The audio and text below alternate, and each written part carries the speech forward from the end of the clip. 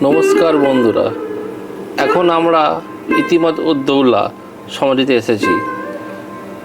আপনারা যেদিন আগ্রাতে তাজমহল ও red fort দেখবেন, একই দিনে এটিও দেখতে পারবেন।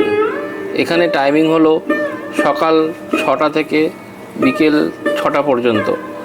প্রবেশ মূল্য 30 টাকা। টম অফ ইতিমাদ-উদ-দৌলা এটি একটি মুঘল সমাধি স্থাপত্য। এটিকে দ্য বেবি অফ তাজও বলা হয় বা বাচ্চা তাজও বলা হয়। ইতিমাদ-উদ-দৌলা, যার অর্থ হলো রাষ্ট্রের স্তম্ভ, এই উপাধিটি দেওয়া হয়েছিল সম্রাট জাহাঙ্গীরের স্ত্রী নূরজাহানের পিতা মির্জা গিয়াস বেককে। এই মির্জা গিয়াস বেক ছিলেন সম্রাট আকবরের শাসনামলে কাবুল প্রদেশের কোষাধ্যক্ষ।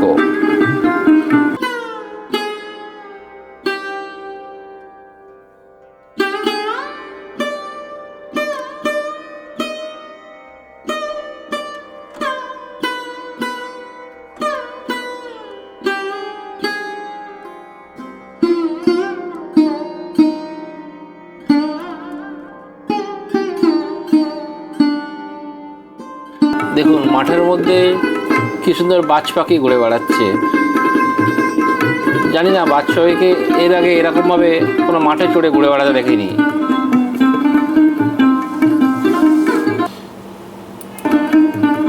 যাই হোক, যা বলছিলাম, পরবর্তীকালে সম্রাট আকবরের পুত্র জাহাঙ্গীরের সঙ্গে তার কন্যা নূরজাহানের বিবাহ হয় এবং মির্জা গিয়াস বেককে তার প্রধানমন্ত্রী হিসেবে নিযুক্ত করেন। পরবর্তীকালে তিনি আরও বিশিষ্ট হয়ে ওঠেন যখন তার প্রায় 6,000 থেকে 7,000 পুরুষের মর্যাদা দেওয়া হয় এবং বিশেষ সম্মানে সম্মানিত করা হয়, যা সাধারণত বিশিষ্ট রাজকুমারদের জন্য সীমাবদ্ধ ছিল। দেখুন, চারিদিকে বিস্তৃত এলাকা জুড়ে সুন্দর বাগানে মাঝখান দিয়ে সাদা মার্বেলের চমৎকারভাবে এই নির্মাণটি স্থাপন করা হয়েছে।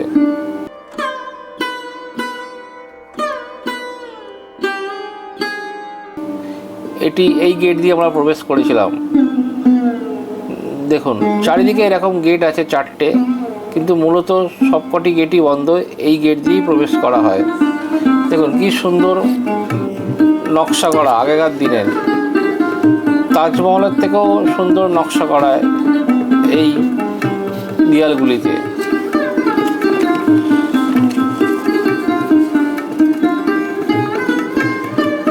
সম্রাট শাহজাহান এই স্থাপত্যের অনুপ্রেরণায় তিনি তার তাজমহলের তৈরির সূচনা করেছিলেন।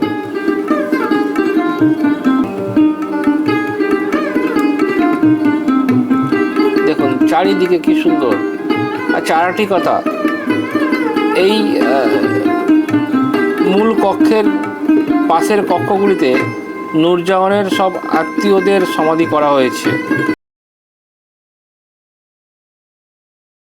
পিছনের গেট, পিছনের দরজা।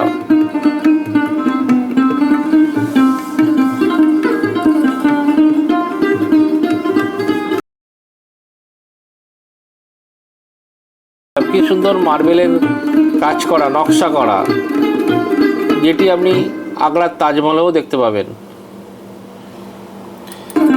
যাই হোক, যেটা বলছিলাম আপনাদেরকে, এই যে মির্জা গিয়াস বেক, এনার স্ত্রী আসমাত বেগের মৃত্যুর কয়েক মাস পরই 1622 সালে তিনি এই আগ্রাতেই মারা যান।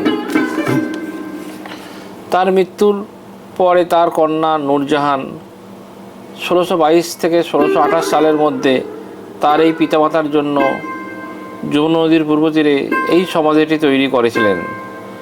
নূরজাহান, যিনি 1611 সাল থেকে 1627 সাল পর্যন্ত প্রায় 16 বছর তিনি পর্দার আড়াল থেকেই এই মুঘল সাম্রাজ্যকে শাসন করেছিলেন। দেয়ালে বিভিন্ন রকম ফুলদানি বা আগেকার দিনের সুরার পাত্রের নকশা করা আছে।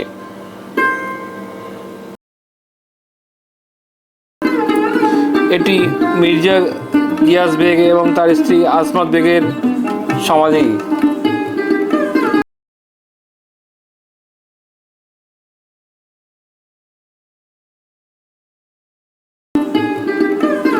এখন আমরা আকবরের সমাধিস্থলের গেটের সামনে চলে এসেছি।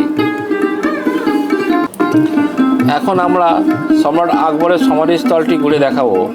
এটিও আপনাদের একদিনে দেখে নিতে পারবেন।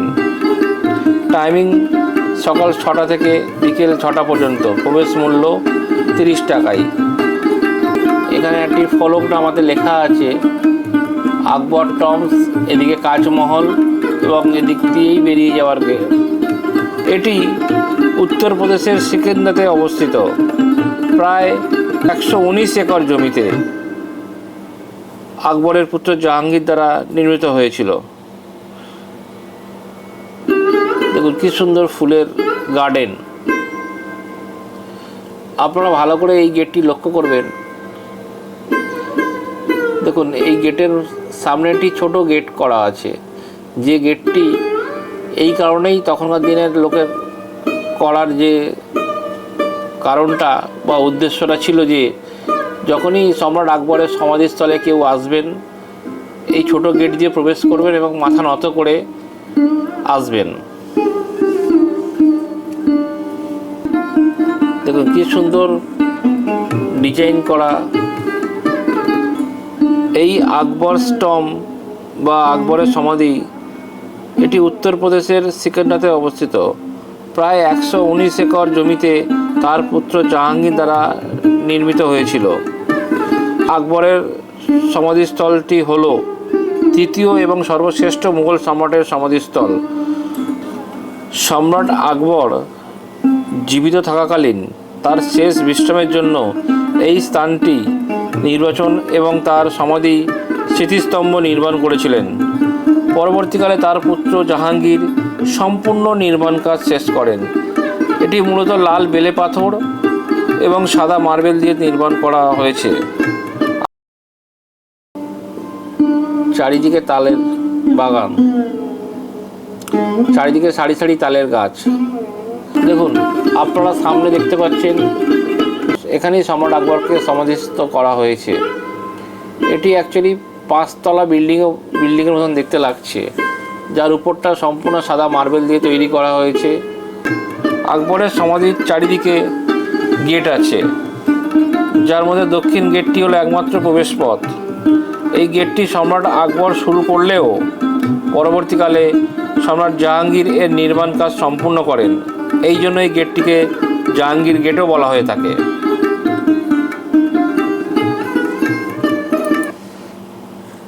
সম্রাট শাহজাহানের তাজমহলের যে গেটটি আপনারা দেখতে পান সেটি এই গেটের অনুপ্রেরণাতেই তৈরি করা হয়েছিল। এই যে গোলাপ ফুল দেখতে পাচ্ছেন, একসময় এইখানে দু সাইডে পুরো গোলাপের চাষ করা হতো বা গোলাপের বাগান ছিল সেই সময়। এখন এই বাগানের মধ্যে আপনারা ময়ূর, হরিণ বা হনুমান দেখতে পাবেন। এখন আমরা ধীরে ধীরে আকবরের সমাধিস্থলে প্রবেশ করব।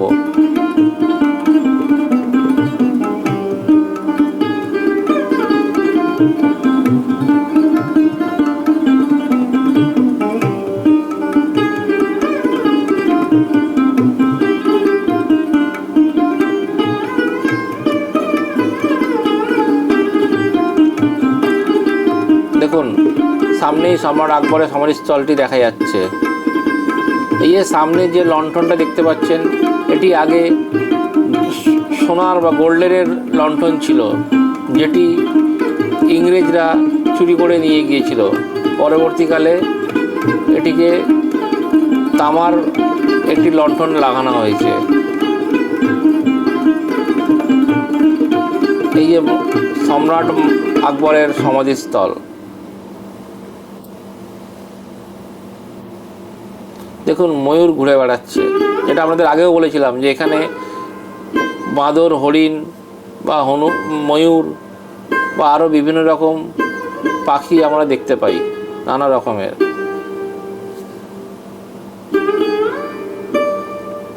এখানে আরও ময়ূর আপনারা দেখতে পাবেন। পাশে একটা ছোট হনুমান মন্দির আছে। আমরা এখন কাজমহলের সামনে এসেছি।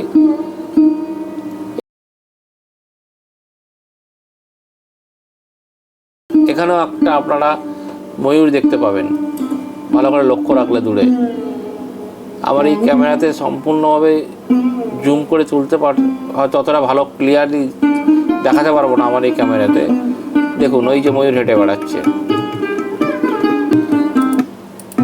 আমার এই ভিডিওটি যদি আপনাদের ভালো লাগে তাহলে দয়া করে লাইক, শেয়ার এবং সাবস্ক্রাইব করবেন। ধন্যবাদ।